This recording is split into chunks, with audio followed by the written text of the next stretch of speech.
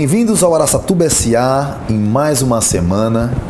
E na sequência, semana passada, nós trouxemos para cá eu não sei se ele é de Araçatuba, de Campinas. De Campinas, é. Mas que morou em Araçatuba. Isso. E abriu um negócio em Birigui. Birigui sempre despontando, né? Tanto naquilo que é novo, como em empresas como a que nós vamos tratar hoje. Hoje, exatamente. Mas que também tem um outro modelo de negócio, também inovador. Mas antes de começar o programa, como é praxe, temos que fazer o agradecimento aos nossos parceiros que acreditam no a nossa contribuição social através de um programa que visa gerar motivação para o empreendedorismo, gerando emprego, gerando renda. Não é isso? Exatamente. Compartilhar essas histórias de sucesso, né, Rodrigo? Pra inspirar. Exatamente, Caíto. Água Araguá, nossa grande parceira desde o começo, uma parceiraça nossa. Eu amo essa água com gás, né, Caíto? É, sempre. O Rodrigão sempre com água com gás e eu aqui com a água sem gás. É a dupla, laranja e azulzinho. Cada um com a sua, né, Caíto? Para não dar rolo. Alcalu Cabeleireiros, que tem uma equipe maravilhosa, extremamente profissional, né? Assim, presta um serviço a que se propõe o CNPJ de excelência, mas não só isso. Exatamente, tem aquela simpatia, né? Uma turminha nota 10. Além de ser, vamos dizer, o melhor produto oferecido, o melhor serviço oferecido, oferece também o quê? Um bom trato e, além de tudo, um ambiente que privilegia o relacionamento, o networking. Então, parabéns ao José Roberto Pistori, em nome de toda a equipe do Calu Cabeleireiros. A Mr. Kit tá aqui, ó. Tá joia, A minha tá sempre escondida aqui, Rodrigo, que eu dobro a manga, né? Mas sou de Mr. Kit também. Mr. Kit sempre que nos veste e nos veste muito bem. É isso aí. Lembrando agora, já com coleção de inverno tá por lá, né, Rodrigo? Lembrando também o seguinte, que tem moda feminina lá. E moda infantil. Infantil. Porque todo mundo, quando a gente fala Mr. Kit, fala, mas é só para homens? Não. Tem a Mrs. Kit, a Mrs. Kit, exatamente. Boa, Caíto. O Mr. Kit é para você, mulher, para moda infanto-juvenil, né? E também para nós homens. Para nós homens. Sempre. Uma grande parceira que nós temos que eu faço questão. Eu tenho um amor por essa casa chamada Folha da Região, do Grupo Folha da Região. É o jornal e a TV Araçatuba. Você precisa ler para se manter informado, porque para conseguir vencer nesse jogo dos negócios, a informação é extremamente relevante. Então, assine 3636-7779. Dá para ler no aplicativo. No aplicativo. Eu só leio aqui. Tablet, né? E eu tô começando a ter, assim, eu só consigo dormir depois que eles liberam a noite. Então, da meia-noite, tá eu lá lendo o jornal do dia seguinte. Apressado ou não, Tânia? Bom, nós vamos trazer hoje, já que você falou o nome dela, uma mulher extremamente bonita e elegante, a Tânia Ponciani, da Pé com Pé e Love Shoes. Love Shoes and More, né? And More, exatamente. Sempre na tua companhia, Caíto. Traz a Tânia para a conversa, explicar para nós o que são esses negócios, junto com quase 30 anos de história. Legal. Vamos lá. Rodrigo, prazer enorme estar aqui contigo. O papo sempre tem muita qualidade aí. Tânia, bem-vinda ao nosso programa aqui, o Araçatuba S.A. Vamos conhecer, compartilhar um pouco da tua história, ajudar a inspirar outras pessoas aí. E vamos começar justamente por aí, né, Rodrigo? Sem sombra de dúvida. Explica o que é Pé com Pé, qual que é o teu papel na Pé com Pé, qual que é a tua história com a Pé com Pé e de onde que surgiu essa ideia, a proposta de trazer esse novo negócio pra gente, que é a Love Shoes and More. Que não são só shoes, não são só sapatos, é isso pelo que eu estou entendendo. Exatamente. Então, Tânia, a palavra está contigo. Gente, em primeiro lugar, muito obrigado por vocês terem me convidado a estar aqui. Foi até uma surpresa para mim, porque na verdade a gente que está do outro lado, a gente não percebe que a gente é tão empreendedor assim a ponto de poder passar a nossa história para frente, né? Então, para mim foi uma surpresa. Muito obrigada por isso. De nada. E aí, a hora que você faz essa reanálise é que você descobre que é, né? Então, na verdade, aí você fica até com frio na barriga, que você fala, meu Deus, será que... Porque ser empreendedor nesse país sempre é uma questão de loucura, né? A gente é muito doido. Olha, se a pessoa tiver juízo de verdade, ela não empreende. Então, acho que a gente faz parte daquela porção sem juízo. Sem juízo. E vamos em frente. Bom... Vamos começar então pela Pé com Pé, porque a Pé com Pé, na verdade, é um caso de amor. Ela é uma empresa de 29 anos, extremamente sólida, Ela está entre as principais empresas de calçado infantil do Brasil e ela tem uma história muito bonita para ser contada. Os proprietários, que é o Piaca e o Wagner, são pessoas muito íntegras, muito atuantes na sociedade de Birigui. E assim, o principal papel que eu vejo deles, além deles serem empreendedores de sucesso, é que eles transformam a vida das pessoas. Então, normalmente quem está com eles sente esse transformar, porque eles se preocupam muito mais com o bem-estar do que com números, simplesmente. E isso, dentro do empreendedorismo, também eu acho que é uma visão muito moderna, né? Só quem realmente consegue entender para que veio, consegue dar esse passo. A Pé é uma empresa de grande produção, de alta produção. Quantos anos? 29 anos de história. Ela tem hoje aproximadamente 1.000 funcionários e produz alguma coisa próximo de 10.000 pares, embora já tenha feito mais, mas nessa situação atual funciona dentro de um patamar de 10.000 pares dia. Dia? Dia. Exatamente. Então, é um negócio... eu tava fazendo conta aqui, já me assustei aqui. Então, 300 mil pares mês. Sim, aproximadamente. Então, é uma guerra todos os dias conseguir ter um mercado atuante, embora... A dúvida que vai ficar na cabeça de todo mundo que nos assiste, Tânia, é qual é o seu papel na Pé com Pé? Você falou, são 2 sócios somente? São 2 sócios, exatamente. Na verdade, eu comecei como consultora, porque na minha trajetória eu também atuo como consultora em algumas situações, em alguns momentos. E, embora eu já fosse amiga deles e a gente já tivesse bastante contato, chegou um momento em que eu estava me propondo a passar uma consultoria de desenvolvimento de produto para eles e isso foi aceito, começou em 2011. Então, nós juntamos mesmo nossas histórias a partir de 2011. E as coisas foram andando, trabalhei em conjunto com a equipe deles, uma equipe bem legal e tudo, mas chegou um determinado momento em que uma pessoa da equipe ia se retirar e aí eles me pediram, não, por favor, dá para você estar com a gente mais tempo, porque você já conhece o nosso jeitão, o nosso estilo, então vai ser muito importante que nesse momento seja uma pessoa que já conheça a gente.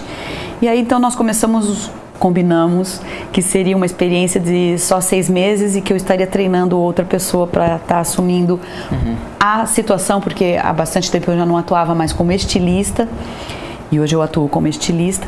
E aí eu falei, então tá bem, se é por um período curto e vocês me deixam ir treinando uma pessoa, então eu venho e tal. Conforme eu fui andando, eu fui percebendo que eu precisaria de mais do que 6 meses, mas mesmo assim nós continuamos com o nosso combinado.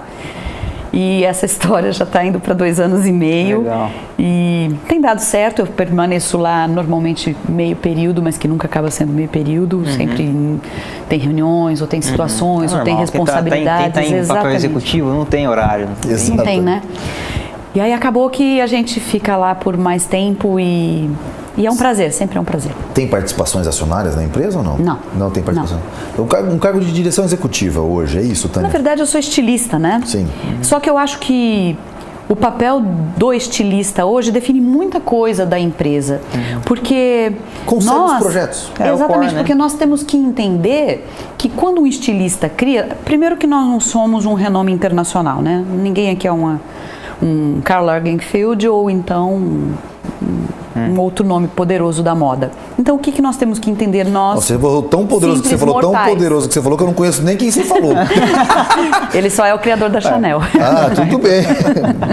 Então a gente tem que ter consciência. Chanel é aquele negócio que fica no controle remoto?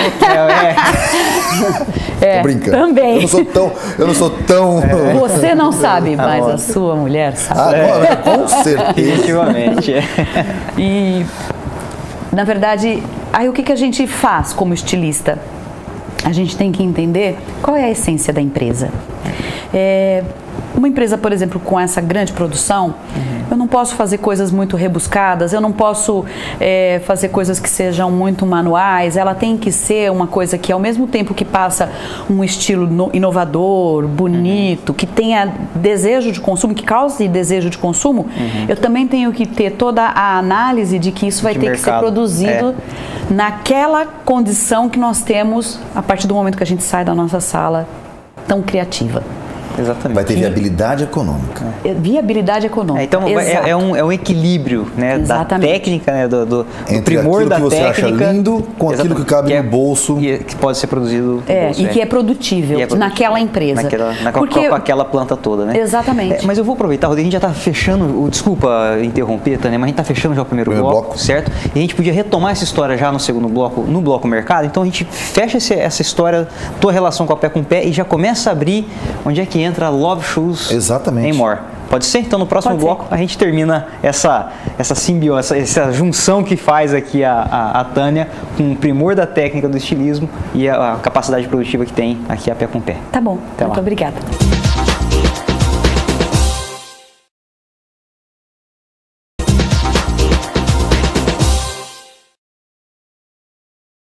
Bem-vindos de volta ao Araçatuba SA, agora no bloco mercado, aqui com a Tânia, né, da Pé com Pé e também da Love Shoes and More. And More, né, Rodrigo? Tem que sempre ressaltar.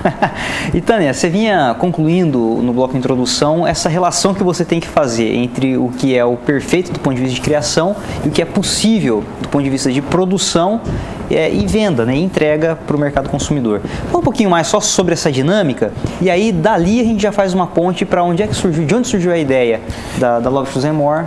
Mas colocando mais uma variável na resposta sua. O quanto isso é o sucesso da Pé com Pé. Eu trago o meu modelo de negócio. A concepção do projeto, a concepção do produto é 90% do jogo. Eu também considero que a concepção do produto seja uma das principais causas do sucesso. Embora, é claro, que ela nunca é feita sempre por uma cabeça ou só por uma equipe.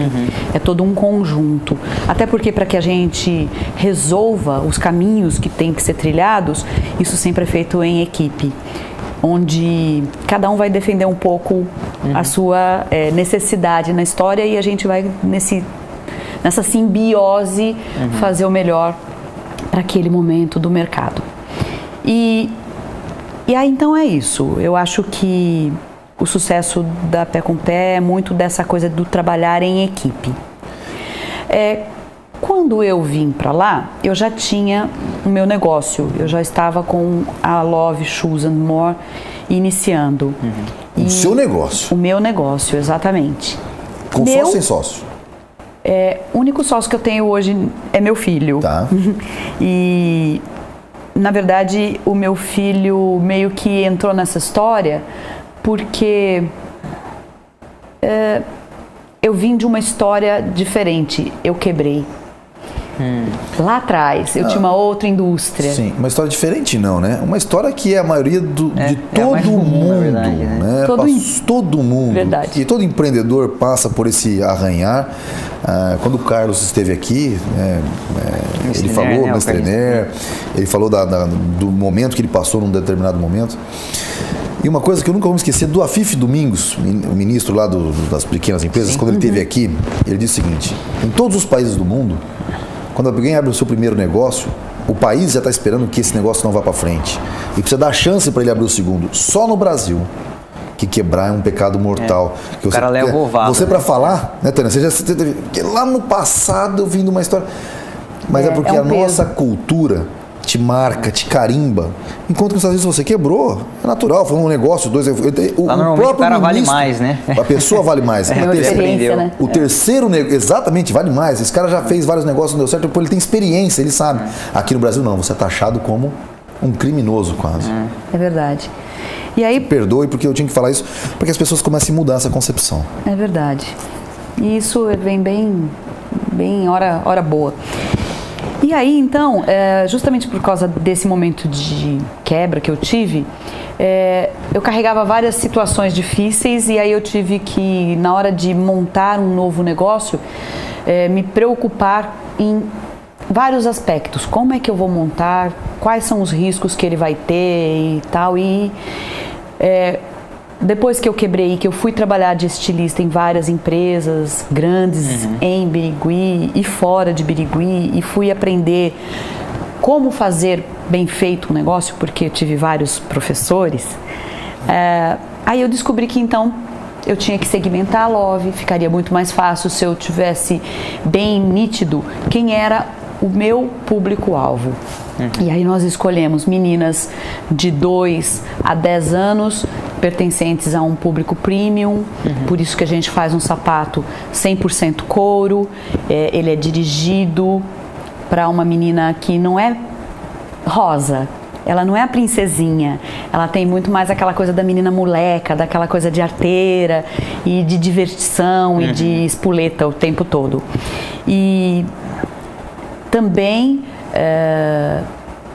E nessa empresa é onde você aflorou a maior, vamos dizer, o maior prazer seu, que é o criar? Eu crio, também faço contas a pagar, faço contas a receber, faço um pouco do comercial, sim, defino a produção, então tem várias coisas que a gente faz. Mas você tem uma indústria também, ou não? Você tem uma indústria, a Love Shoes & More também produz? Ela é uma indústria, tá. Mas na verdade a gente facciona algumas fases dela, e o que nós queremos dela para os próximos anos, quando eu olho ela para o futuro, eu imagino que ela vai ser uma marca de menina, que ela vai atender todo esse universo feminino dessa menina que é espoleta. E que aí no nosso portfólio de produtos nós vamos ter tanto calçados quanto, sei lá, biquínis, eu estou chutando, biquínis, bolsas, acessórios, o que envolve esse universo dessa menina. Ela vai ter que gastar o dinheiro contigo. Exato. Na Love Shoes & More. Exato. Eu tenho uma dúvida com relação ao modelo de negócio industrial. 300 mil unidades, 300 mil pares de sapato. Qual que é o ticket médio de uma pé com pé num par de sapato para venda? Ela vai vender isso aproximadamente a 35 a 40 reais. Bom, se fosse 30 vezes 300 mil, nós estamos falando de 9 milhões, 10 milhões de faturamento mês. É alguma coisa... Mas eu não vou falar para você quanto fica a folha de pagamento, que senão a gente já começa a ter os nossos sonhos. Exato, começa porque daqui a pouco amanhã está todo mundo fazendo. Exato. Mas pode ficar tranquilo que o pessoal de Araçatuba não vai mexer com sapato infantil. Isso está no sangue do biriguiense. Mas a questão toda é a seguinte. Quantas indústrias em Birigui, eu estou querendo só fazer um levantamento do PIB, gerado pela indústria do calçado, tem do porte da pé com pé, ou que movimenta esse mesmo volume de negócio? Em Birigui nós temos 5 grandes indústrias de calçado. Fora essas, aí bom, vamos começar de uma outra forma. Birigui tem hoje aproximadamente 300 indústrias de calçado. Meu Deus. Então dessas 300 indústrias, 5 fazem parte do clube das grandes indústrias do país. Depois nós temos aproximadamente umas 10 empresas de médio porte. 10 a 15 empresas de médio porte, daí todas as outras são ou pequenas, micro ou empreendedor individual. Certo. Mas é o mercado de Birigui, isso sem erro de dúvidas.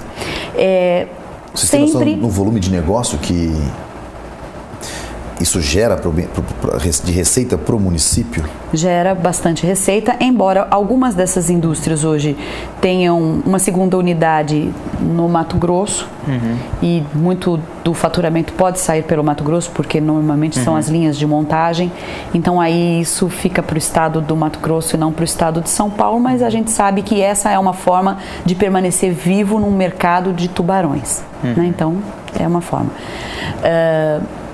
Eu ia te dizer que dessas indústrias que nós temos em Birigui, na verdade, quais conhecem o seu mercado? Quais entendem para quem fabrica? Poucas. Sim. Porque a grande maioria faz um produto apenas por preço, e a competição é preço, e o seu produto é dirigido para um público que não é exigente em relação a estilo ou qualidade, sim a um produto que que tenha um preço acessível. Legal, bacana. Já estamos fechando também esse bloco mercado e esse papo me deixou muito curioso com alguma coisa para a gente abrir o bloco Pimenta, Rodrigo. Vai lá. Que a gente, estamos falando de um mercado, você é estilista, né, por natureza, mas o assunto, você falou de contas a pagar, contas a receber, e muitos dos termos que você usou aqui, eu acho que não entram, não estão no dicionário do design, né, estão muito mais no dicionário dos negócios. Dos negócios. Exatamente, então vamos começar o bloco Pimenta falando um pouco sobre isso. Como é que funciona, né, o mundo do negócio, ele é um mundo duro, né, aquele hardware, né, como é que ele se combina com esse mundo da criação, da criatividade? Queria que você começasse falando um pouco sobre isso e se você teve alguma formação nessa área para encarar esse mundo dos negócios. Então, no Bloco Pimenta, começamos por aí. Até lá. Até lá.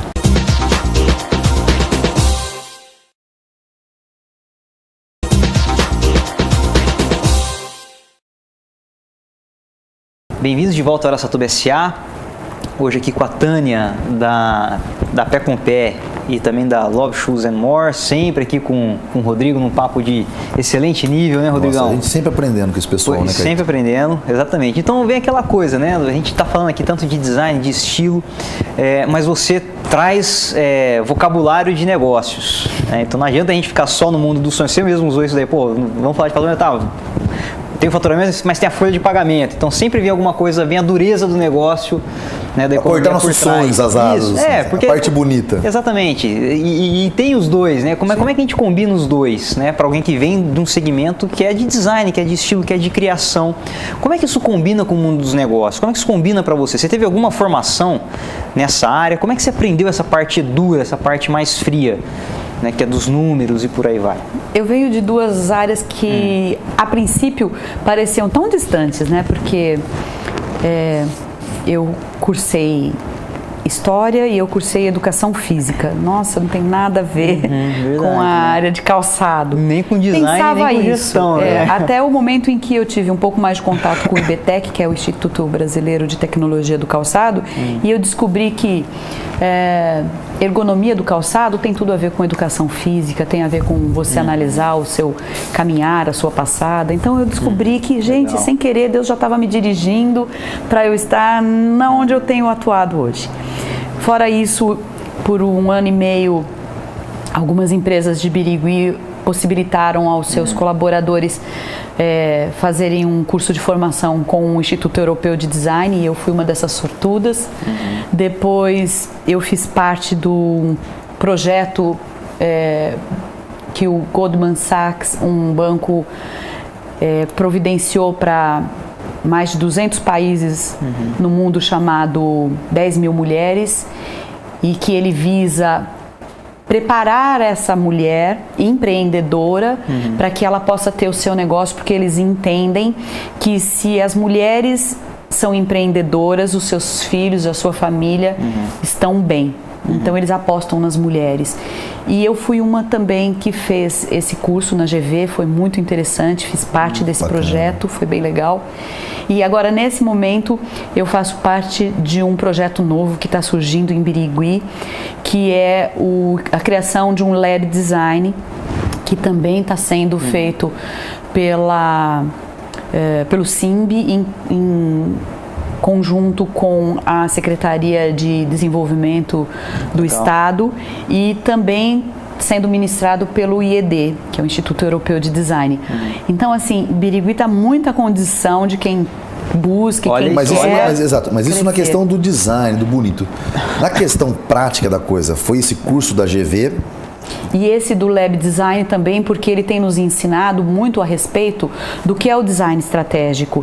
E ele justamente nos ensina a pensar no todo, no projeto sistemicamente. É legal, até a gente fala, né, o design, quando a gente pensa em design, a gente pensa desenho, se aproxima de desenho da figura.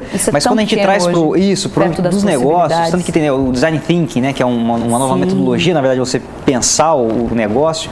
Quando a gente traz para o âmbito do negócio, muda o significado do design, né, para prototipação, para um olhar de mercado. O design, ele sempre está voltado para o olhar do mercado. Na verdade, ele puxa a partir de uma demanda, de um problema.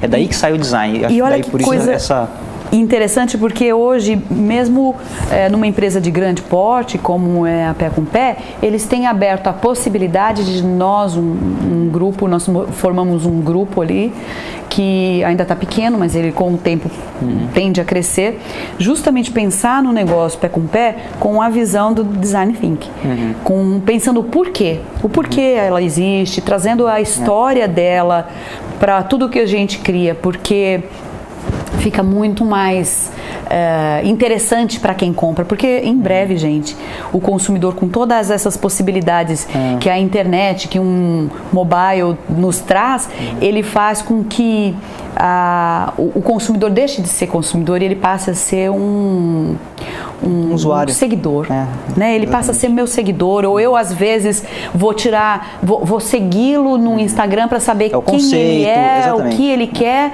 para daí eu como estilista poder estar atendendo ele, porque ele faz parte de um todo, de uma tribo, e essa tribo tem os mesmos sentidos. Isso, então a segmentação, ela até faz sentido para você criar os oceanos azuis, né, Rodrigo? Para você diminuir a competição. Acho que esse lance do design, ele vem um pouco nesse sentido, para você tentar criar os seus nichos de mercado. Agora, você usou um termo, então eu estou só aproveitando aqui as deixas, né? É um mercado de tubarões. Sim. Mesmo com essa nova configuração, vamos dizer assim, de mercado, que ainda está se formando, ela não é real ainda, né? Ela é muito pequena. O mercado ainda é de tubarão?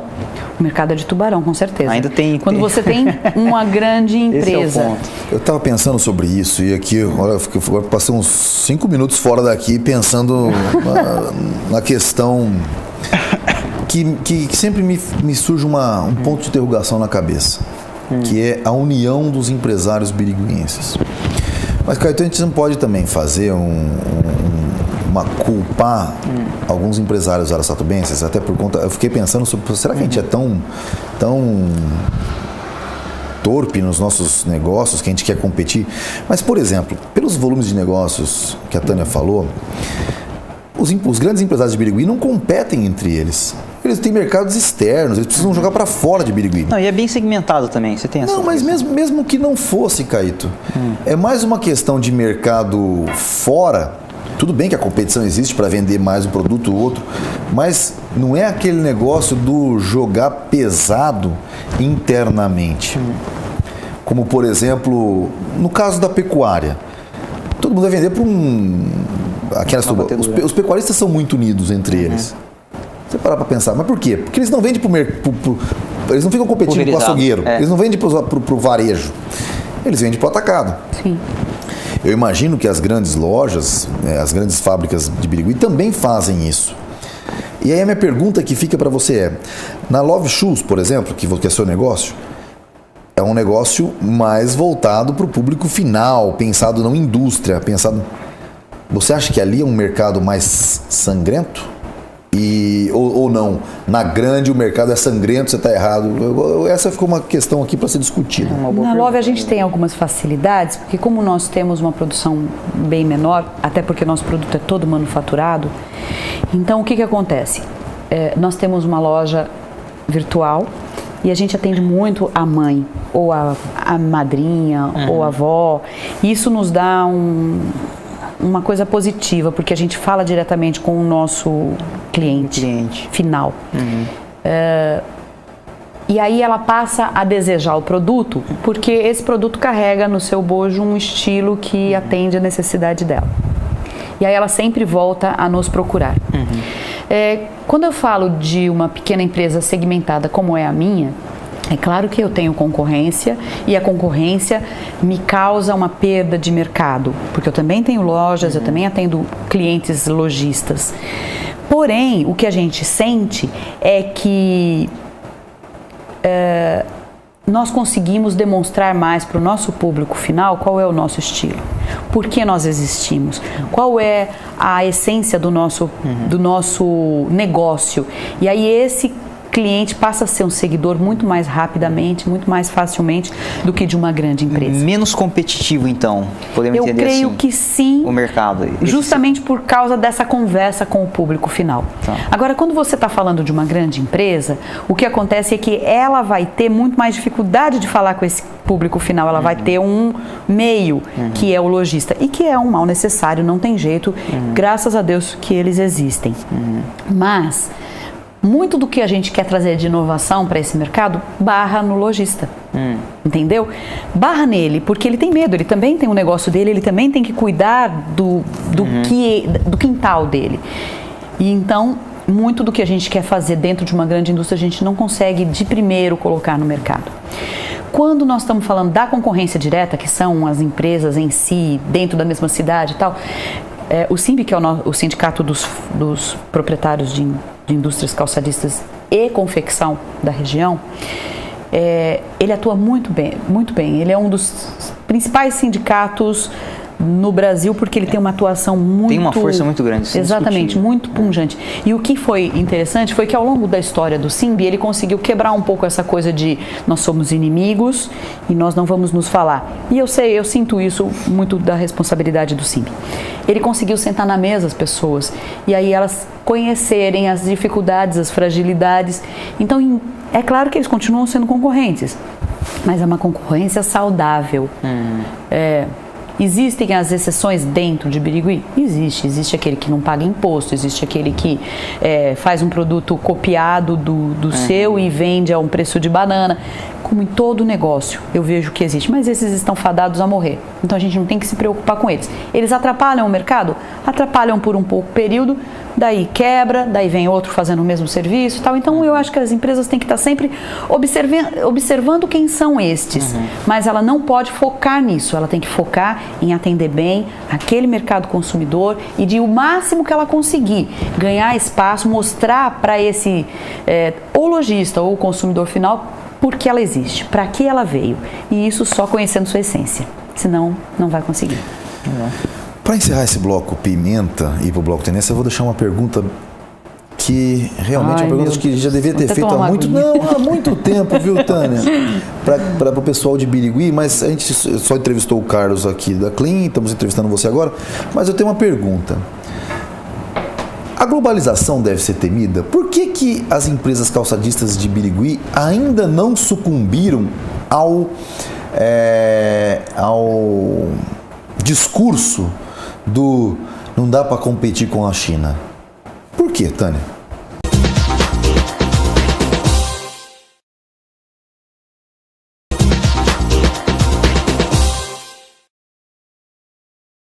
Por que, Tânia? A gente terminou de volta agora aqui no Horas BSA, no bloco Tendências. Eu terminei o bloco Pimenta. Por que, Tânia? Por que, Tânia? Sabe, assim, todo mundo, o cara que produz aço, não dá pra... A China tá vindo aí, meu Deus do céu, ai. O cara que produz brinquedo, a China tá vindo aí, ai, meu Deus do céu. O cara que produz roupa, a China tá vindo aí, ai, meu Deus do céu. Eu nunca vi o pessoal de Birigui falar, nossa, a China tá vindo aí, ai, meu Deus do céu. Muito pelo contrário, eles estão querendo exportando e competindo. O que dá? O que é? É a água que vocês bebem lá? Vocês não têm medo da competição chinesa, da globalização? Tudo bem que agora vocês estão num momento fantástico, dólar subindo, eu imagino que exportar ficou muito fácil. É ou não é verdade? Fala um pouco sobre isso. Não é verdade. Não é verdade? Não é verdade. Porque o dólar subiu para nós, mas o mundo está passando por uma recessão, então esse mesmo mecanismo de dólar mais interessante que está acontecendo no Brasil para exportação está acontecendo em outros países também, e existem vários países também freando a entrada de produtos externos. Então a gente tem lá uma Colômbia, a gente tem algumas coisas na Europa, no noroeste da Europa também fechando seus mercados, então isso acaba trazendo algumas facilidades e algumas dificuldades, e aí vamos em frente. Com relação à China como Em relação à China, que ia ser agora meu raciocínio ia ser o seguinte: nós não temos como esconder e nem como correr de que a China é a fábrica do mundo. Então, onde se fabrica tudo, onde tem o melhor preço, onde tem... é China, acabou, ponto final. Tá bem, então como nós vamos concorrer com isso? Como que nós vamos sobreviver a essa situação? Eu, particularmente, tenho uma visão de empresas para o futuro. Eu acho que as grandes empresas, essas que têm grandes produções, tendem a, aos poucos, irem diminuindo, até chegar a uma possibilidade produtiva menor e, ao mesmo tempo, saudável.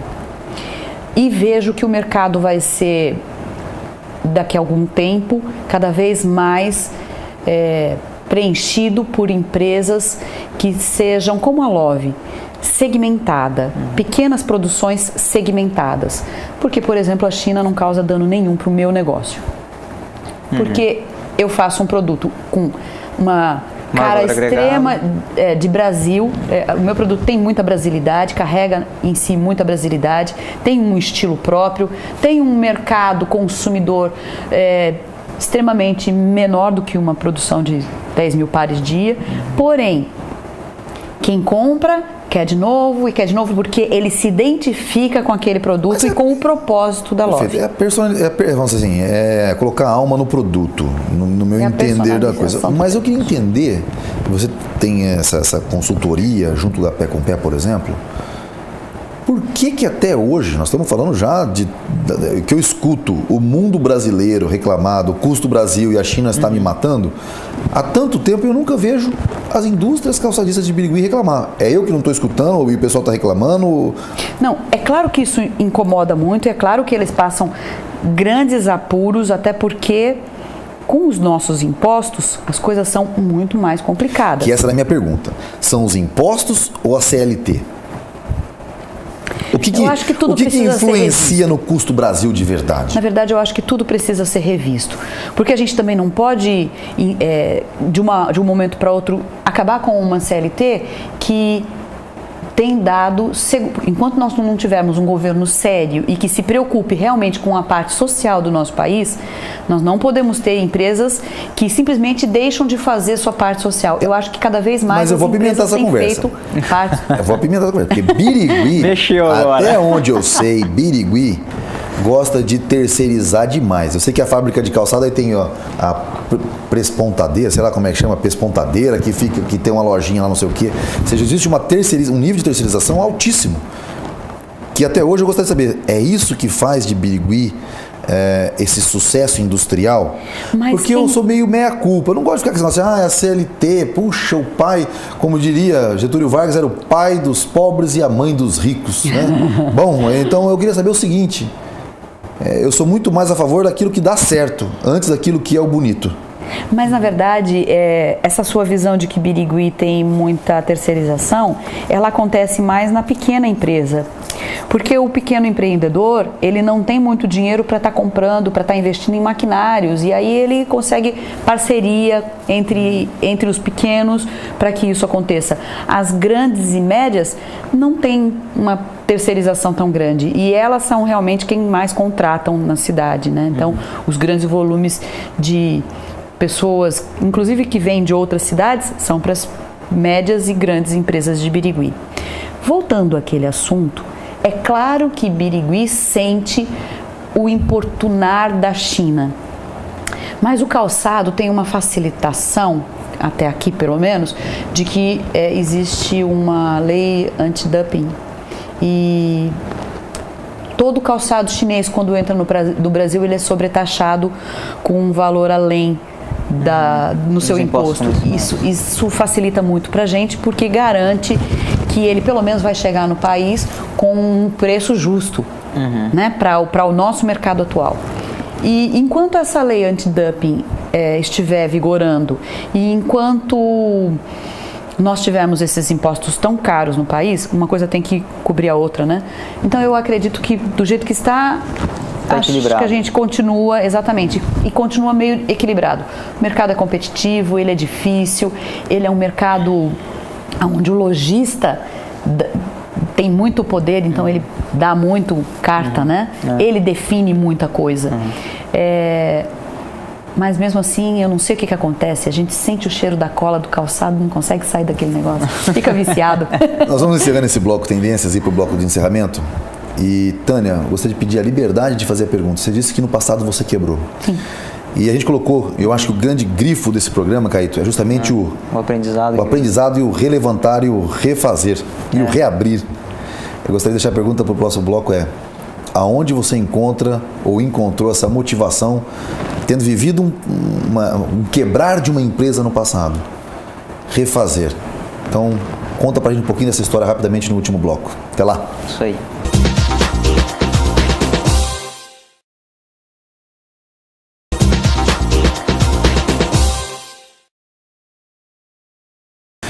Bem-vindos de volta ao Araçatuba S.A., no bloco de encerramento, com a Tânia, consultora da Pé com Pé, proprietária da Love Shoes and More.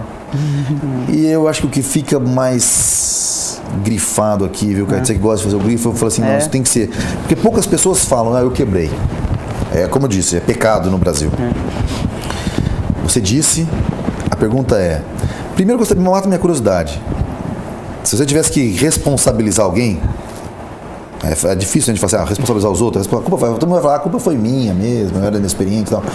Mas foi o quê? Os impostos ou o trabalhista? Que normalmente é o que pega nesse país. Imposto ou trabalhista? Então, vamos lá. Vamos falar de passado. Difícil, né? Falar de passado, mas vale a pena. Fazer uma reanálise. Abrir o baú. Se isso tiver alguma coisa de bom, vamos mexer então. Na verdade, eu vejo que a responsabilidade de eu ter quebrado, ela é 100% minha. Porque pode até ser que governo, trabalhista, tinha alguma responsabilidade, mas eu que não soube analisar as possibilidades. Ou então analisar aonde eu poderia ter escapado. Porque sempre existe uma forma de escapar, né? Por que eu quebrei? Porque eu perdi o foco do meu negócio. Eu tinha uma coisa um pouco parecida com como é a Love hoje, só que ela era maior. E a gente fazia um negócio muito diferente, então fez um sucesso muito legal quando nós colocamos isso no mercado, há 20 anos atrás. Ela existiu por 7 anos. E naquele momento, eu não estava preparada. Primeiro porque eu nem sabia direito como que era administrar um negócio. E junto comigo tinham os meus pais, o meu irmão e todos nós éramos pessoas simples, apenas com sonho. E a gente queria muito fazer a coisa dar certo. Justamente porque a gente não tinha aprendido como fazer, então todo aquele negócio acabou nos engolindo. Foco. Você falou bastante com relação a, assim, eu não tive foco. Hoje, a Love Shoes and More tem foco, tem esse foco. Tem foco, ela sabe muito bem, eu sei muito bem por que ela existe e quem é o público dela, e isso eu não perco em nenhum momento. E existe um tamanho, agora a pergunta crucial, existe um tamanho ideal para uma empresa? Não, o tamanho é o tamanho do seu sonho. Eu vejo que o que existe é o seguinte, se eu tenho um produto... Eu fiz essa pergunta porque... É assim, você quer dar uma alma para o produto e uma certa exclusividade, um certo glamour naquele produto.